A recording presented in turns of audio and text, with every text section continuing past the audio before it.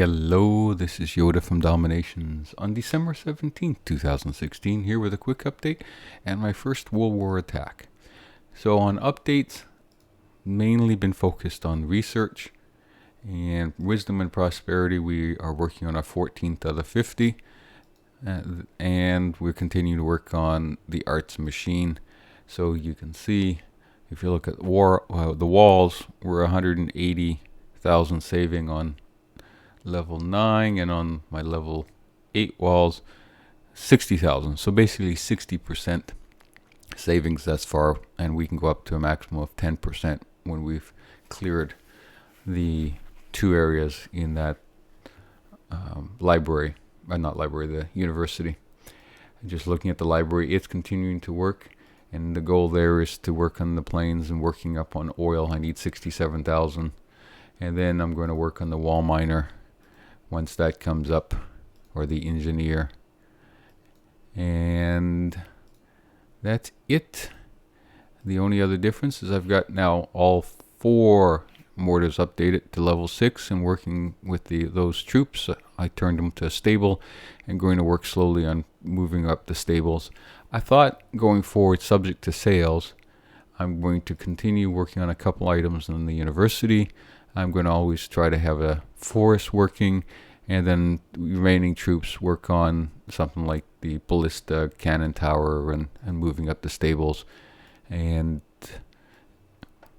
yeah, we're slowly getting everything to industrial age. I've left the garrisons because for the most part I find them very underpowered and useless. I know once I get them up, they're going to be distractions and allow the mortars to continue to bombard. But if it's a difference between getting a mortar or anti-tank cannon or my sniper in that versus a garrison, these have won out up to this point. But now that I'm running to the end, they will start to get updated. So here we are. We just started. We're no attacks in from Korea Army, and we have 2 in on the tail end. So it's an interesting. This will be my last war with Last-Outlaws, and I'd just like to take a moment to thank them very much for inviting me and allowing me to war with them. It was great. I very much enjoyed it. And we're going to move on after this war. Now, this is amazing. Look at all these atomics.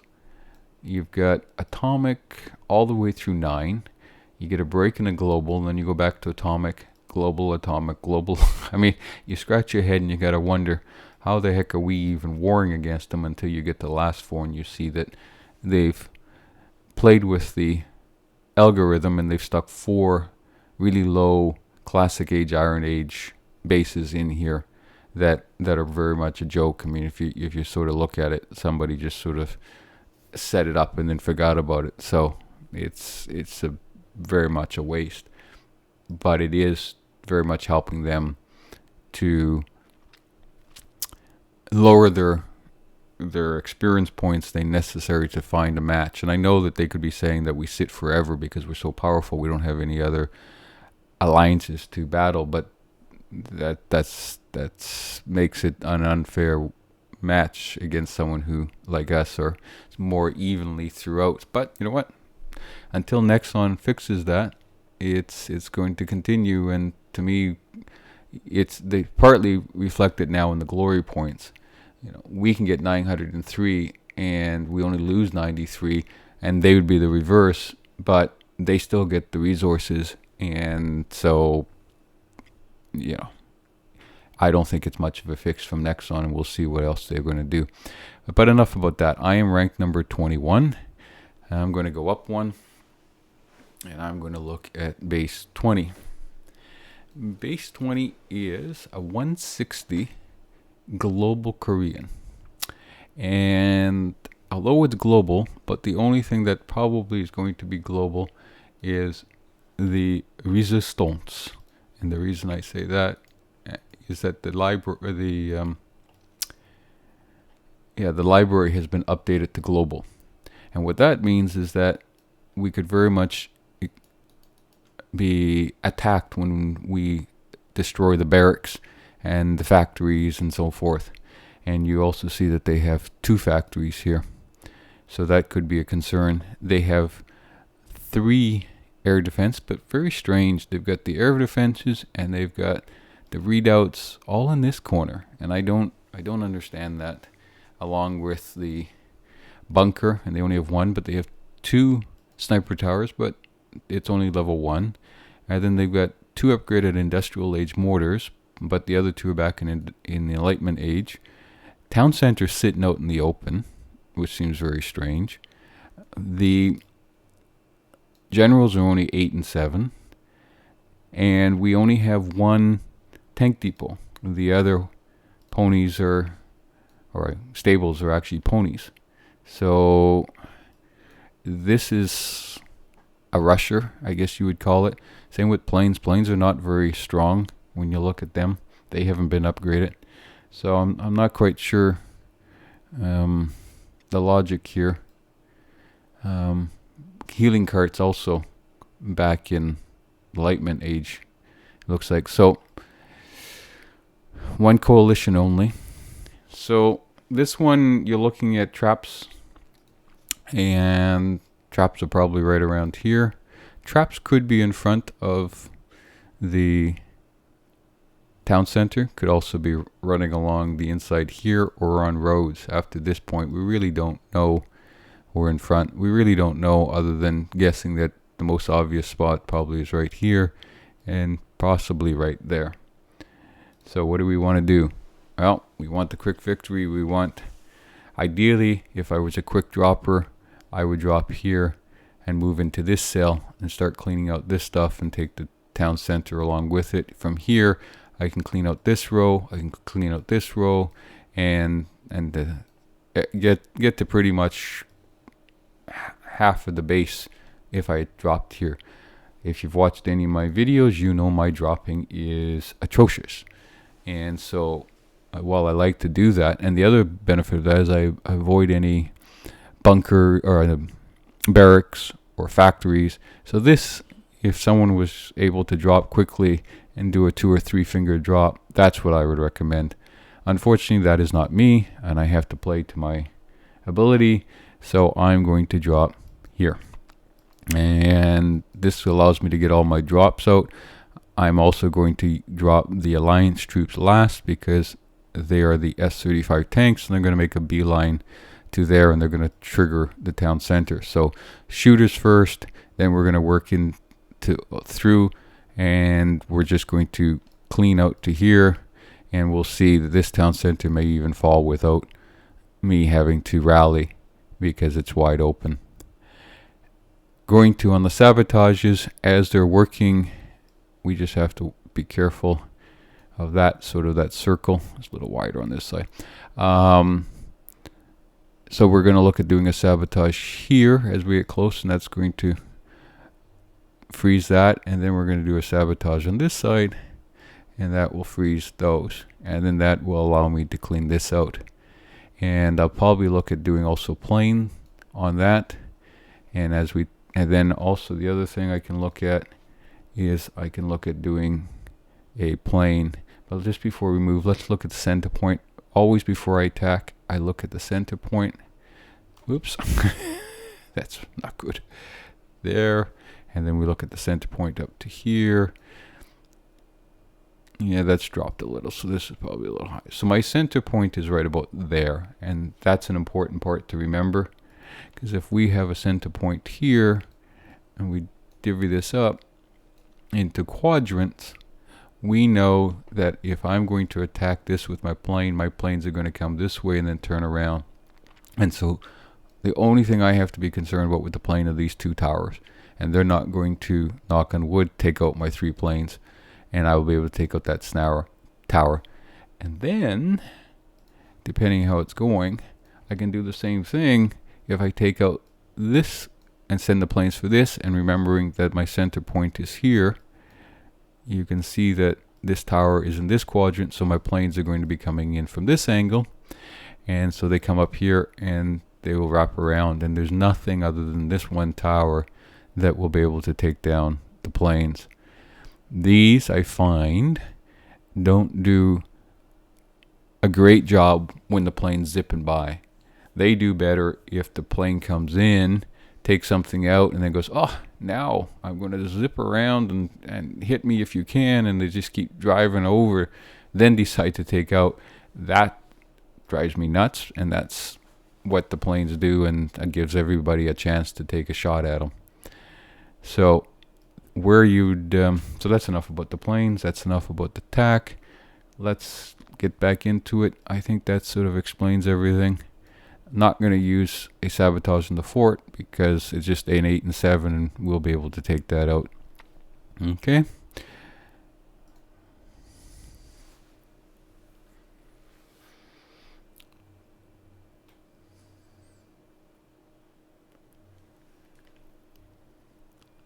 All right. Taking a bit of time. Using the same troops that I normally take. Wow, this is really taking a long time. Let's hope that's not an omen. I don't need to be Nexoned in my match. There we go. Okay. All right. Let's just go back a second. So their coalition is ballista and mortar troop attack speed. So on this one, the mortars and ballistas are going to be attacking 17% faster. So I just got to make sure I sabotage those. Attack. So we got the same troops with the heavy tanks and the artillery, 3 planes going with the flampanzers and shooters, same generals. The only difference here, along with my S-35 tank, is that I have a machine gun. Somebody gave me a machine gun, so we're going to go in battle with the machine gun. And we have the same tactics: 1 protect, 3 sabotage, a betrayal, and a blitzkrieg. And that is the plan. Let's put it into action.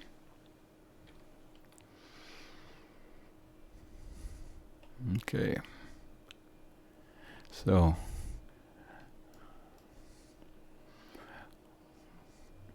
we are going to drop the shooters first. And I try to do this because they take the most amount of time to get out. And there is the traps we were talking about. So we've lost 2 of our artillery. Okay, let's back up. I can now drop this. And then what I'm going to do is I'm going to move up to here.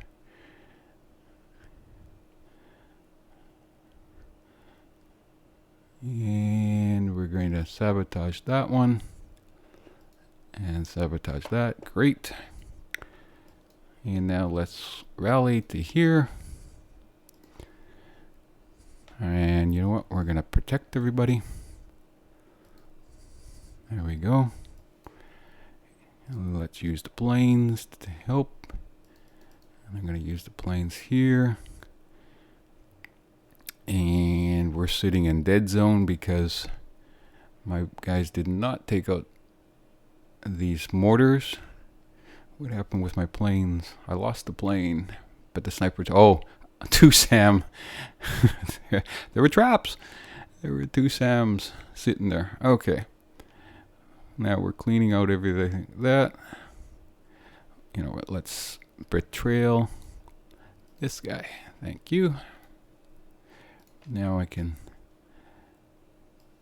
I'm going to sabotage this. And hopefully my general will take down the other mortar on the other side. Yes, excellent. So let's just rally everybody into here. And let's clean out this cell. Excellent. That cell, now we just can use the plane on this sniper tower. I still have 5 artillery, my heavy tank. You know what? There we go. Now they're done. And there's that plane's looping around. I can't get over how much it loops around. Yikes. Okay. Why is my Flampanzer running away? We've got lots of time, and we don't have a lot of buildings left. So we actually only have, let's just take this down. This should be the last defensive building. There it is. And just make sure nothing. So traps. I sat right on them, which is all right. It's that's why I don't lead with artillery. I've done that before, and my artillery will completely die if I go with the artillery first, and I do exactly that. I plop them right down on every trap. And my first plane died because of the 2 SAMs. Good placing on that, because they obviously assumed somebody was going to do exactly what I did. But we only lost 3 artillery. These flamethrowers, I threw 3 of them in. I've tried to use like 10, and I find that they just go ahead and get themselves killed. They're really strong, and they're a lot better than shooters, except they don't have the range, and so they get right up to a wall and they start blasting away as the tower on the other side just starts taking them out. And I've tried to play with it. I've used 5, 10, 15. Nuts the fact they take 40 in oil each one, and then they always get killed. In every battle I've done, I haven't come home with any. And I've tried to put them in at the end, put them at the beginning, put them in the middle, put them different, hold them back, and I just can't seem to find a way to make it work. So they are great in theory, but when I put them in practice, they do not seem to work that well. So now we're going to retrain everybody. And what's this that they never also retrain? I don't understand, because if you now notice, I'm short 3, and that's because of the flamethrowers don't automatically get caught in the retraining. Not quite sure why, but quickly, if we look at it, beautiful specs: 824, 343 DPI, and 686 defenders, and you know. The only difference is the 1.5, because if you then turn around and you compare that to the other way, to a rifleman, only 299, 43, and 172, but they have a range of 4, and you go, well, you know, these guys can take a lot less hits against them, and they do a lot less damage, but they seem to stick into a group and with the army and do much better. So I just throw now 3 and just to have 3, but for me it doesn't seem to work to have a lot. But I've made this video long enough. Thank you very much for watching, and until next time, bye-bye.